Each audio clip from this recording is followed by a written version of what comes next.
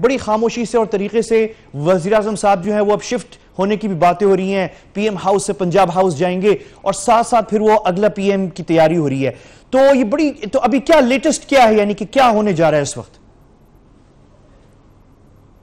देखें अहमद भाई, बात यह है कि जिस तरह कल की जो चौधरी निसार अली खान साहब की प्रेस कॉन्फ्रेंस थी और जिसमें जिन अमूर की जानिब उन्होंने निशानदेही कराई थी, बैन ही आज मुस्लिम लीग की जो सीनियर क़यादत है उन्होंने उसको बड़ी संजीदगी से लिया है और बड़ी एक जिम्मेदारी भी है वज़ीर आज़म, साबिक़ वज़ीर आज़म नवाज शरीफ के सर के ऊपर कि अगला 1 साल 1.5 साल उन्होंने हुकूमत करनी है। इसके ऊपर वो नहीं चाहेंगे कि अपने ही मुल्क में हालात जो है वो गैर मुस्तहकम हो जाएं। मतलब एहतजाज की कॉल देकर इस फैसले के ऊपर रद्द अमल ज़ाहिर करके वो किसके खिलाफ एहतजाज करवाएंगे? ठीक है, अदलिया को उन्होंने फैसले को कहा है कि तस्लीम किया, लेकिन कुछ सवालात उठाए हैं उन्होंने। वो आगे जाके अदालती जंग भी उसके हवाले से लड़ने जा रहे हैं और उनकी जो लीगल टीम है इस पर गौर कर रही है। लेकिन जो एक प्रोसेस है उससे वो गुजरेंगे और जिस तरीके से जिस तदब्बर का मुजाहरा, जैसे आपने खुद कहा कि जो उकसाने की कोशिश नहीं कर रहे, तो बात यह है कि किसके खिलाफ उकसाएंगे? अपनी ही हुकूमत को डिस्टेबलाइज करने जाएंगे क्या? ऐसा नहीं करेंगे। बड़े हिकमत के साथ मेरा ख्याल है कि उनको ये जो बाकी जो हुकूमत का वक्त बचा है, जो तरक्याती मंसूबे उन्होंने शुरू किए हुए हैं उसको कंप्लीट करें और आगे फिर 2018 के इलेक्शन के अंदर चले जाएं।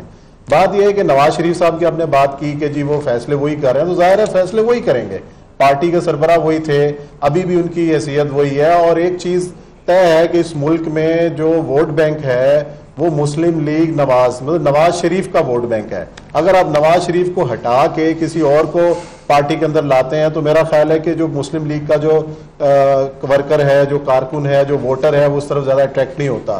तो वोट नवाज शरीफ को ही मिलना है। जैसे मैंने पहले भी बात, लेकिन एक और भी चीज है उस्मान साहब, एक और भी चीज है कि जो पार्टी है मुस्लिम लीग नून, मेरे ख्याल में वज़ीर आज़म साहब को ये भी काफी लोगों ने समझाया और चौधरी निसार साहब शायद यही समझाने की कोशिश कर रहे थे कि ये, आपको याद होगा चौधरी निसार साहब ने एक बड़े इंटरेस्टिंग लफ्ज इस्तेमाल किए थे अपनी प्रेस कॉन्फ्रेंस में। उन्होंने कहा था ये असासा है, पार्टी जो है असासा है, तो पार्टी नहीं तोड़ने देनी, कोई ऐसा इकदाम वज़ीर आज़म साहब ना उठाएं जिससे पार्टी टूटे। तो देखिए कितने स्मूथली, मैं बड़ा हैरान हो रहा हूं इस वक्त जो है बड़ी खबरें चल रही हैं कि वज़ीर आज़म साहब जो हैं वो पीएम हाउस से शिफ्ट होने जा रहे हैं पंजाब हाउस। बड़ी स्मूथली चीजें जो हैं वो आगे वो बढ़ा रहे हैं और वो पूरी कोशिश कर रहे हैं कि पार्टी टूटे ना। तो ये चीज आपको, और अभी आप नोट करें कि एक तरफ से लीक हो रहा है कि मोहतरमा कुलसूम नवाज का भी नाम है और एक तरफ जो है ये भी लीक दूसरे चैनल्स पे हो रहा है कि शहबाज शरीफ साहब को भी कंसिडर किया जा रहा है अगला वज़ीर आज़म बनाने के लिए। तो यानी कि वो सबको अब कोशिश कर रहे हैं कि जो धड़े हैं पार्टी में उनको लेकर चले। लग रहा है आपको? बात यही है, जैसे अब मैं फिर हवाला दूंगा चौधरी निसार की प्रेस कॉन्फ्रेंस का, जिसमें उन्होंने कल कहा कि अगर किसी जूनियर को वज़ीर आज़म बनाया तो शायद मामला ठीक चल ना सके। जूनियर से मुराद वही है जिनकी वजह से वो फासले पर हुए, जिनकी वजह से उनके इख्तलाफात हुए मियाँ साहब के साथ। तो अगर जूनियर, आपको ही पता है कि उनका इशारा किसकी तरफ था, तो इसलिए मेरा ख्याल है कि मुस्लिम लीग नून की जो क़यादत है ये कोशिश करेगी कि जो वजारत उज़्मा का जो पूरा ओहदा है ये नून लीग, ये वज़ीर आज़म नवाज शरीफ के घराने के अंदर ही रहे।